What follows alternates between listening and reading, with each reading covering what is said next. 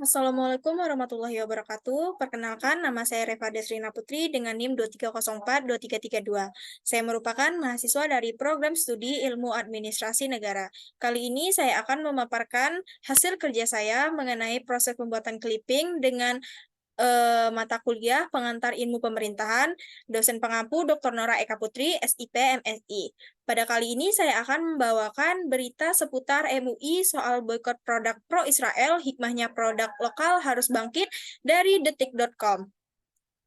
Jakarta, Sekretaris Jenderal Majelis Ulama Indonesia Sekjen MUI, Buya Amir Syah Tambunan, memberikan penjelasan seputar fatwa MUI mulai nomor 83 tahun 2023 yang berkenaan dengan boykot terhadap produk yang terafiliasi dengan Zionis Israel.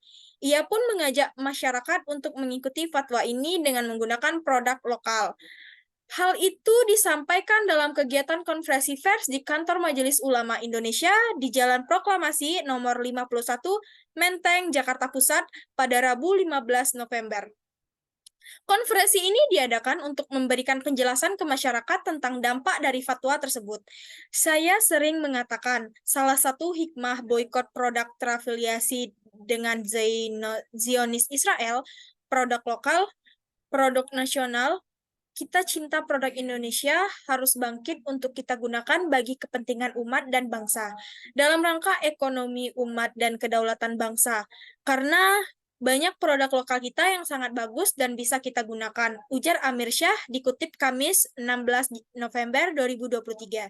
Ia menjelaskan fatwa ini menanggapi aksi Zionis Israel yang melakukan kejahatan perang terhadap warga Palestina yang seharusnya merdeka dan berdaulat.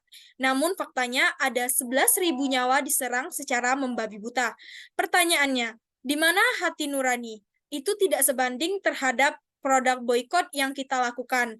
Jauh ibarat langit dan bumi, ucapnya. Sementara itu, Wakil Sekretaris Jenderal Bidang Hukum dan HAM MUI, Ikhlas Abdullah menyebutkan fatwa mengenai hukum dukungan terhadap perjuangan Palestina ini merupakan wujud dukungan nyata dari ulama dan bangsa Indonesia yang cinta perdamaian dunia dan anti penjajahan. Kami mengajak masyarakat Indonesia untuk menjunjung tinggi nilai-nilai kemanusiaan. Jika tak sebatas untuk umat Islam, untuk stop minum, makan, dan menggunakan produk yang terafiliasi dengan Zionis Israel, katanya. Setelah gerakan boykot dengan fatwa ini, diharapkan untuk mengajak semua masyarakat untuk mengikuti dengan sungguh-sungguh sebagai bentuk perlawanan untuk menghentikan agresi Israel atas Palestina. Saat ini adalah saat yang tepat untuk melakukan boykot terhadap produk-produk yang terafiliasi dengan Zionis Israel. Tujuannya adalah ekonomi dilumpuhkan sebagai bentuk gerakan kemanusiaan dan menjunjung tinggi HAM dan bentuk perlawanan atas penjajahan di muka bumi, imbuhnya. Untuk itu, ia mengatakan MUI mengajak masyarakat untuk menggunakan produk lokal. Adapun definisi produk lokal adalah produk karya anak Indonesia yang diproduksi di Indonesia dengan merek lokal serta memanfaatkan kekayaan alam Indonesia untuk kesejahteraan dan kebangkitan Indonesia. Kemudian ia menambahkan warga Indonesia mempunyai pertalian dan utang budi dengan Palestina. Sebab Palestina merupakan salah satu negara pertama yang mengakui kemerdekaan Indonesia. Semoga masyarakat juga mengikuti anjuran ulama ini agar tidak minum, makan, dan menggunakan produk-produk terafiliasi dengan Zionis Israel. Pungkasnya, salah satu produk buatan karya anak bangsa, misalnya air minum kemasan Le Mineral yang diproduksi oleh PT Tirta Fresindo Jaya. Le Mineral merupakan produk 100% lokal dan pemilik sepenuhnya perusahaan adalah orang Indonesia. Selain itu, seluruh karyawan perusahaan ini juga warga negara Indonesia. Produk Le Mineral juga sepenuhnya diproduksi di Indonesia dari kemasan, botol, maupun galon. Baik, di sini saya akan membacakan hasil analisis terkait pemberitaan tersebut dalam teori ilmu pemerintahan. Pengaruh pemerintahan setelah pemboikotan dapat bervariasi, tergantung pada konteks dan tujuan dari pemboikotan tersebut. Dari hasil analisis, tidak ditemukan informasi yang spesifik mengenai pengaruh pemerintahan setelah pemboikotan. Namun terdapat beberapa informasi terkait dampak pemboikotan tersebut terhadap perdagangan, dan ekonomi suatu negara.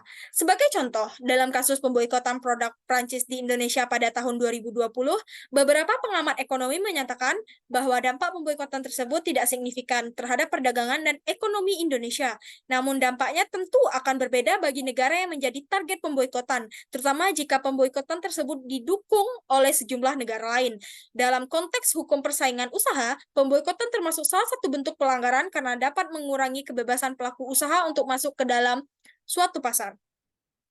Oleh karena itu, pemerintah dapat memiliki peran dalam pengaturan dan penegakan hukum terkait pemboikotan, terutama hal aspek hukum persaingan usaha dan antitrust law. Namun, dalam pemboikotan kali ini, terkait produk pro-Israel tidak dapat mengambil hikmah sesuai dengan yang diutarakan oleh MUI. Kita sebaiknya dapat memanfaatkan sebaik mungkin kesempatan ini untuk menaikkan perekonomian negara melalui produk-produk lokal yang kian banyak digunakan. Selain itu juga diharapkan kerjasama dan kontribusi baik pemerintah, masyarakat, bahkan anak muda untuk terus meningkatkan kualitas produk yang lebih baik lagi agar ujaran yang dikatakan diharapkan MUI kepada sistem pemerintahan dan perekonomian Indonesia dapat berjalan dengan baik. Mungkin hanya sekian presentasi singkat dari saya. Lebih dan kurang saya mohon maaf. Wassalamualaikum warahmatullahi wabarakatuh.